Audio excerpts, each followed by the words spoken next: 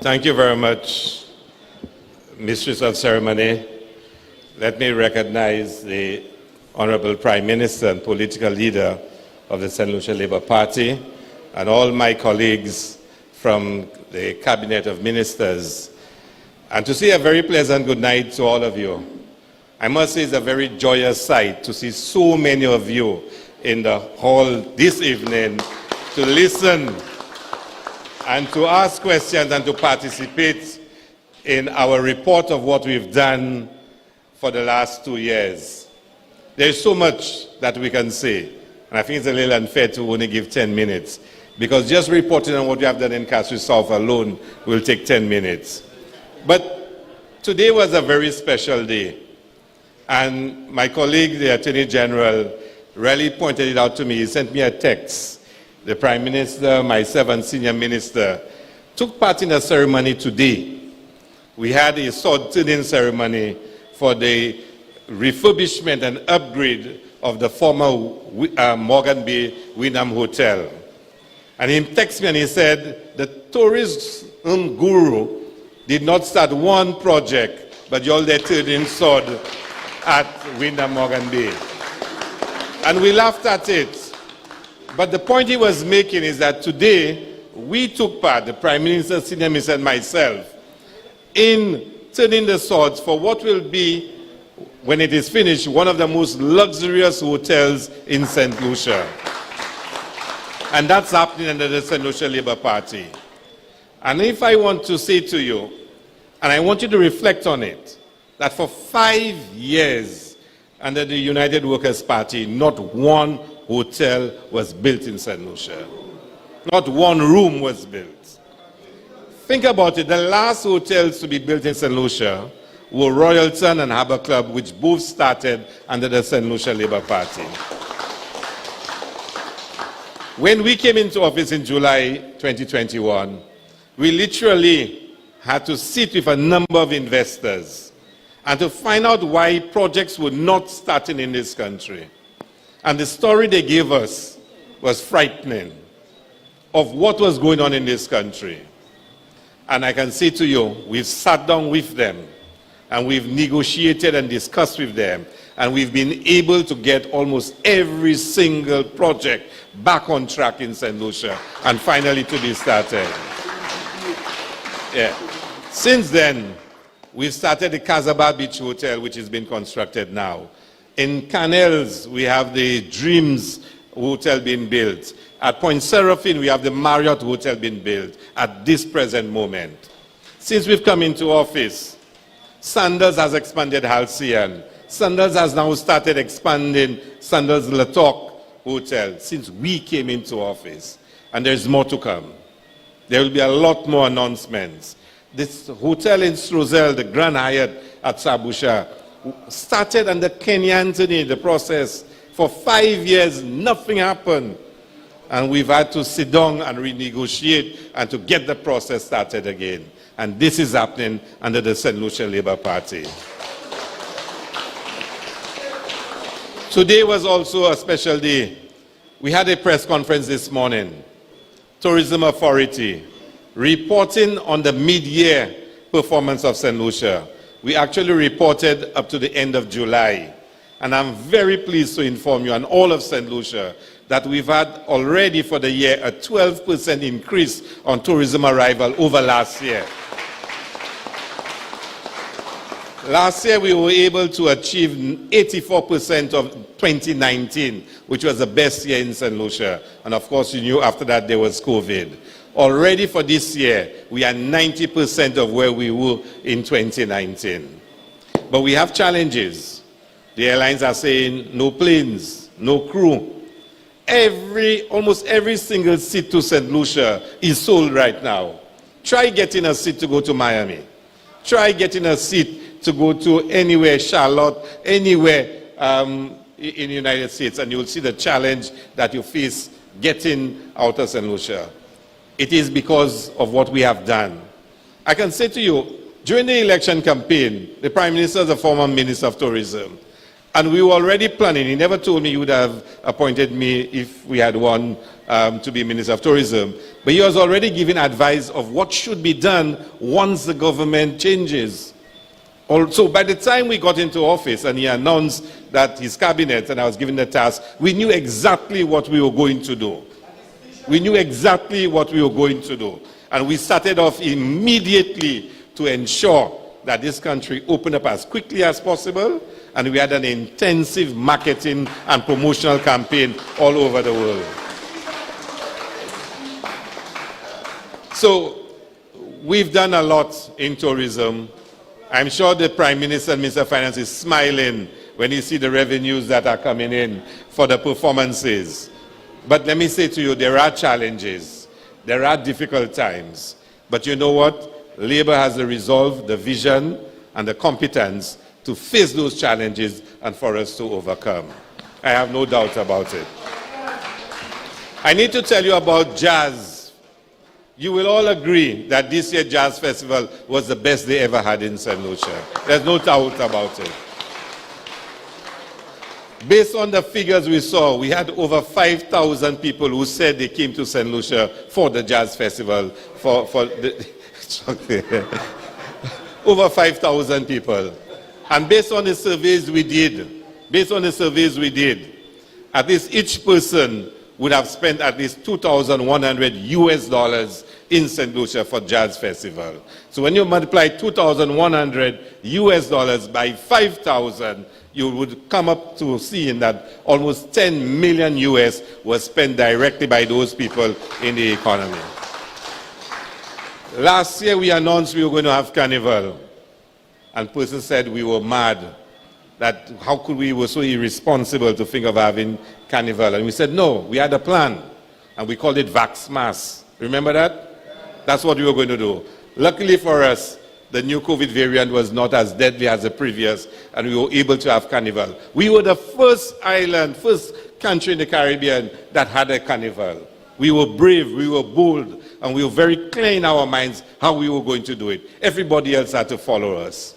This year, we promised that Carnival will be even bigger.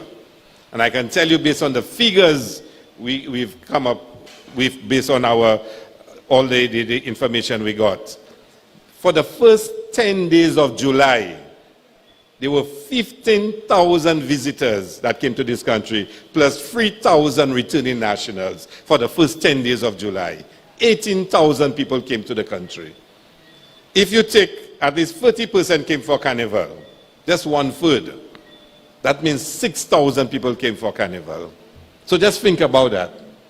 And the surveys showed that each person spent $3,000 on accommodation, on food, on shows.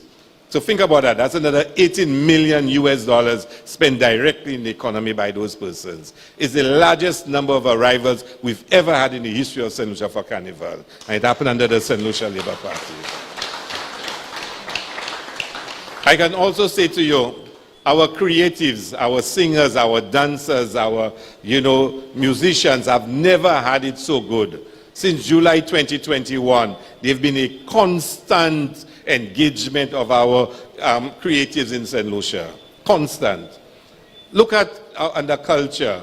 What we did last year for the first time to revive the La Rose. We've always had La Rose, we've always had La Marguerite. But last year we put in a special effort to make sure that we raise the profile of those festivals in St. Lucia.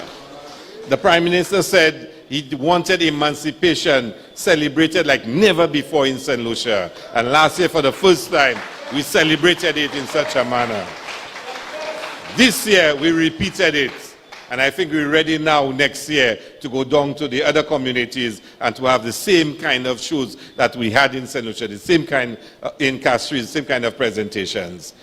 So we are, as a government, very clear in our mind what the vision is, what our focus is, and the actions that are necessary to pursue and achieve those objectives.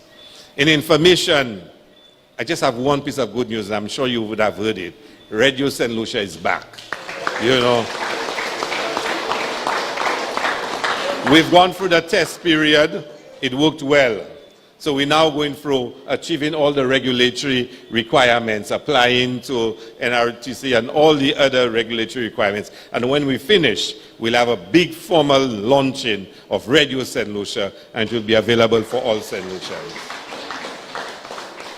I don't have the time to tell you about all the other projects and all the other programs that we've pursued, but I want to mention to you GPH. Because a lot had been said by the opposition about GPH. And you know the thing about it is the opposition has no shame. Seriously, no shame. No shame. That they negotiated with GPH for an agreement. In 2008, the leader of the opposition signed an agreement with Royal Caribbean for the upgrade of Port Castries. Nothing happened. Nothing happened. In 2018, he signed another agreement. Nothing happened. Then he decided to negotiate with GPH for the upgrade of the cruise services in St. Lucia. The agreement was virtually signed, but then we had elections, and they lost. And then we came in, and then we decided we wanted to review that agreement before any signing would take place. And we said to GPH, we want more than what's in there. Let us renegotiate this. And we started renegotiating with GPH to have a better deal for St. Lucians. And then a particular parliamentary representative decided even what we had asked for, even the more we had gotten, Sapati Ase, Soufre is not included. Soufre must be there. And she made a case to the Prime Minister, who instructed me to tell them, make sure they put in something for Soufre. And we included the redevelopment of the Soufre waterfront. And even when we finished, the member for Castries Central make a case for an overhead bridge from the new Vendors Arcade to the market. The point I'm making is that when we got in and we saw what was there, in our assessment, it was not the best for St. Lucia. And we renegotiated it. And that burned the UWPs so much. So now they're saying we sell the port. How do you sell Port Castries? How do you sell Port Castries? And they're spreading all kind of rumors about GPH. But the fact is, we bettered what they had on the table. And GPH will redevelop the Soufre waterfront. GPH will improve Point Seraphine to have bigger ships come and berth there. We will build a boardwalk from Sanssouci Bridge to the Vendors Arcade, creating more opportunities for vendors and small business persons along that boardwalk. We will build a new Vendors Arcade. The one we have there is old, it's tired, it's leaking, it's not aesthetically pleasing. We will build a new one and upgrade the entire waterfront. We'll break down the old customs building. We will rationalize that area. And of course, the final element of it is a little fisherman's village in Banan. Yeah. Because, you know, when the ships are leaving the harbor, we want the last sight of the harbor to be the most pleasant sight. So we will upgrade it. The fishermen will get modern facilities, and there'll be shops and jetty, whatnot. And we will transform Castries. And I know the member for Castries Central has quite a lot of plans for Castries Central, and Castries will start becoming a modern city under the St. Lucia Labour Party. 1 minute. Let me say a couple of things about Castries South, because my time is up. Under the last government, Honorable Stevenson King announced in Parliament that as part of the road reconstruction program, that the Marigot Road will be reconstructed and the Bassett Joseph Road will be upgraded. He announced it in Parliament, but he was prevented from doing it. A board was put up in Marigot announcing who's the contractor, start date, end date. Twice they tried to start the works, and on both occasions they were stopped. Just to make sure nothing was done in Castries South and for the Labour Party opposition members. Well, the government changed. And then Honorable Stevenson King, under the direction of the Prime Minister, decided that we are going to honor the contract that had been decided upon to repair the Marigot Road and the Bassett Joseph Road. The Bassett Joseph Road, The Bassa Joseph Road had never been fixed ever since it was built. Never. And the St. Lucia Labour Party and the Philip J. Pierre has reconstructed that road. Imagine that. The Marigo Road was also upgraded. And lastly, a community center was started by Robert Lewis in 2015. We had elections in 2016. It was half finished. The government stopped it. And for 5 years, that center was not completed, even if there was funding for it.